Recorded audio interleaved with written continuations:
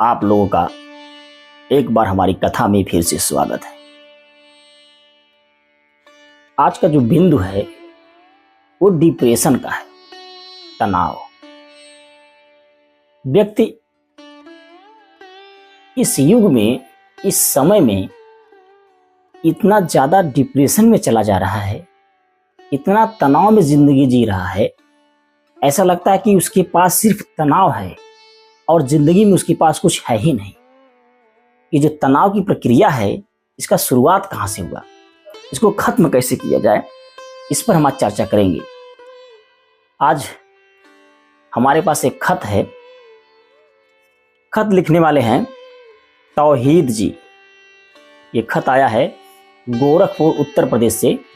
तौहीद जी लिखते हैं कि मेरे पास संपत्ति भी है, मैं पढ़ा लिखा भी हूँ और हमारे पास रहने की अच्छी जगह भी है, गाड़ी भी है, परंतु हम बहुत तनाव में रहते हैं। इनका जो बिंदु है कि तनाव को दूर कैसे किया जाए। तौहीद जी, आपने बताया आपके पास संपत्ति है, आपके पास गाड़ियां भी हैं, कुछ पैसे भी हैं और समाज में आपकी इज्जत भी है, लेकिन आपके अंदर जो तनाव की प्रक्रिया है, इससे आप बहुत दुखित हैं।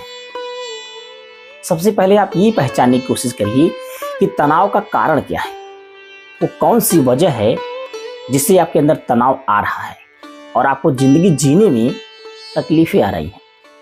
तो सबसे पहले खुद को परखें। व्यक्ति को याद रखना चाहिए, जिंदगी में सिर्फ एक ही चीज सत्य है और वो है प्रत्येक व्यक्ति की मृत्यु। मृत्यु पर किसी ने विजय प्राप्त नहीं की। आप कितना हो संपत्ति इकट्ठा कर लीजिए, कितना हो पैसे रख लीजिए, समाज में कितना हो आपका पकड़ हो, लेकिन आपको मरना तो निश्चित है। बात करते हैं तनाव की। कुछ बिंदु मैं बताने जा रहा हूं जिससे आप के अंदर तनाव आता है और तनाव को दूर कैसे करेंगे। चलिए बात कर लेते हैं। अगर आपके पास संपत्ति बहुत ज्यादा है तो आपका दिमाग करता है कि मैं इस संपत्ति को और बढ़ाऊं। जो संपत्ति आपके पास है, उस संपत्ति को और बढ़ाने के लिए आप दिन रात मेहनत करते हैं, दिन रात सोचते हैं कि मेरी संपत्ति इतना है तो इतना हो जाए। संपत्ति के पीछे भाग करके अपने दिमाग को इतना ज्यादा चला देते हैं कि दिमाग थक जाता है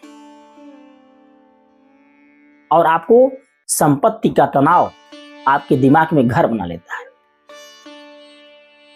ये रहा संपत्ति का तनाव। अब बात करते हैं आपके बल का तनाव कैसे आता है। समाज में आपकी प्रतिष्ठा है, कुछ लोग आपके साथ हैं, फिर आप सोचोगे कि हमारे पास और लोग हो जाएं, मैं चुनाव लड़ लूं, विधायक बन जाऊं, सांसद बन जाऊं, प्रधान बन जाऊं। इसके लिए भी आप कड़ी मेहनत करते हैं और हो सकता है कि आप जीत भी जाएं, आप नेता बन जाएं, विधायक बन जाएं, सांसद बन जाएं, ग्राम प्रधान बन जाएं, लेकिन वहां तनाव शुरू होता है जनता का, कार्यभार का, रुपयों का, लेन देन का।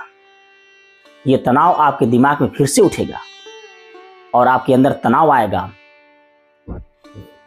अब बात कर लेते हैं दोस्तों का तनाव, रिश्तेदारों का तनाव।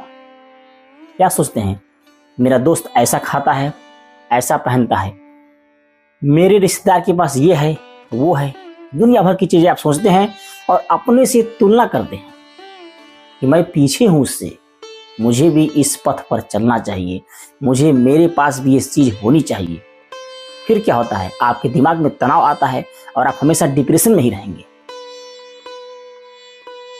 तो तनाव का कारण अनियमित बातें, अनियंत्रित गति से करने से तनाव आपके दिमाग में आता है। कभी कभी हम ऐसी बातें सोचते हैं जो हमारे बस में नहीं रहती हैं, जैसे हम कर नहीं पाते फिर भी सोचते हैं कि हम ये कर लें। अगर देखा जाए तो उसका जीवन में कोई कार्य नहीं है, फिर भी हम उस कार्य को करने के लिए सोचते हैं। यह तनाव का कारण है। हम उस कार्य को करना चाहते हैं जो हमारे लिए बिल्कुल जरूरी नहीं है, तनाव में जीते हैं। चलिए मान लीजिए आपके पास 10 लाख रुपए हैं और किसी व्यक्ति के पास 10 रुपए है।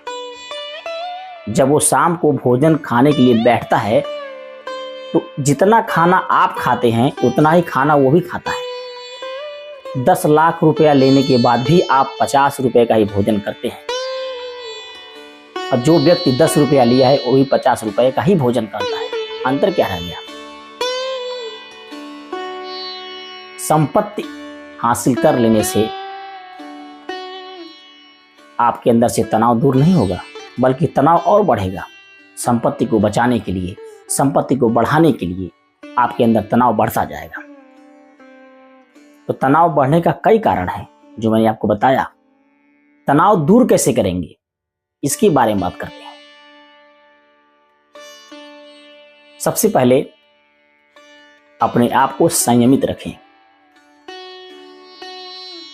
अगर आपके पास बल यानी पराक्रम करने का साहस, बुद्धि यानी विवेक, संपत्ति यानी रुपया पैसा और धैर्य, ये 4 चीजें अगर आपके पास हैं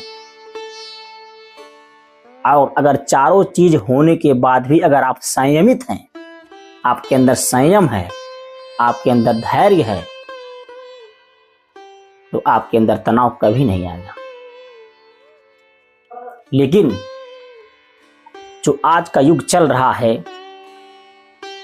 इस युग में अगर हमारे पास चारों चीजों में से कोई एक चीज आ जाती है, चाहे बल आ जाए, चाहे बुद्धि आ जाए, चाहे विवेक आ जाए, चाहे धैर्य, चाहे संपत्ति, इन चारों में से अगर कोई चीज हमें मिलती है तो हम घमंड से चूर हो जाते हैं, उसका गलत इस्तेमाल करने लगते हैं और अपने अंदर तनाव को पैदा करने का रास्ता दे देते हैं।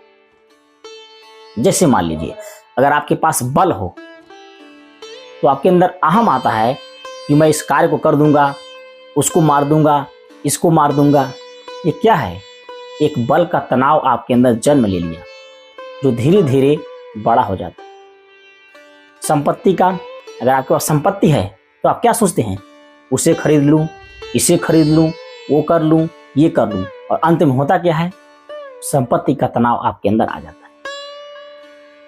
बुद्धि का तनाव, अगर आपके पास बुद्धि है तो आप कई बुद्धि लगाओगे, ये सब कुछ अपने अंदर कर लूं, ये बुद्धि लगाओगे, वो बुद्धि लगाओगे, फिर क्या होता है? दिमाग में डिप्रेशन आएगा। और अगर ये सब कुछ रहते हुए अगर आप धैर्यवान हो कि जो भी कुछ होगा सब अच्छा होगा, अपने आप पर दृढ़ संकल्प है, दृढ़ विश्वास है, तो दुनिया का कोई भी तनाव आपके मस्तिष्क तक आ नहीं सकता है। जिस तरह भरत लाल को अपने ऊपर विश्वास था तो पाप उनके दरवाजे पर खड़ा होकर हाथ जोड़े विनती खड़ा करता था कि प्रभु भरत यहां से जाएं तो मैं इनके पास प्रवेश करूं। ऐसे थे हमारे भरत लाल कि पाप भी उनके सामने आने से डरता था। इतना अगर आप संयमित हो जाएं तो तनाव क्या, आपके अंदर कोई पाप, कोई रोग आपको छू नहीं सकता है। अपने आप को संयमित रखिए। संयम रखना इतना आसान नहीं है जितना समझा जाता है। संयमित रहने के लिए आपको प्रतिदिन अपने व्यवहार पर, अपने आप पर काम करना पड़ेगा। इसके लिए आपको स्वयं आत्म ध्यान, अंतर ध्यान, अच्छी बातें, अच्छी कहानियां, प्रभु से जोड़ने का संपर्क बनाना हो।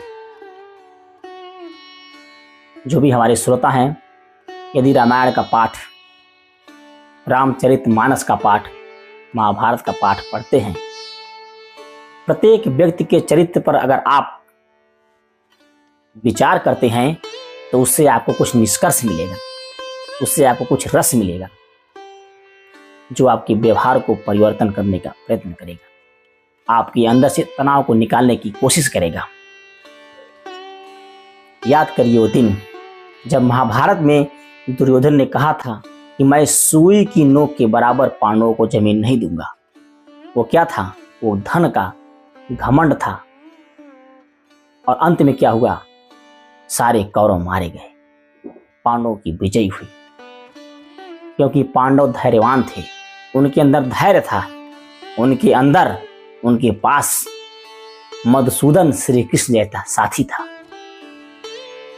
अगर आपके पास ज्यादा तनाव हो तो किसी ऐसे व्यक्ति को अपना मित्र बनाइए जो भगवान कृष्ण जैसा हो, जो डूबते हुए मित्र को भी उबारने का कला जानता हो, उबारने की शक्ति जानता हो। बिना मित्र का जीवन अधूरा है।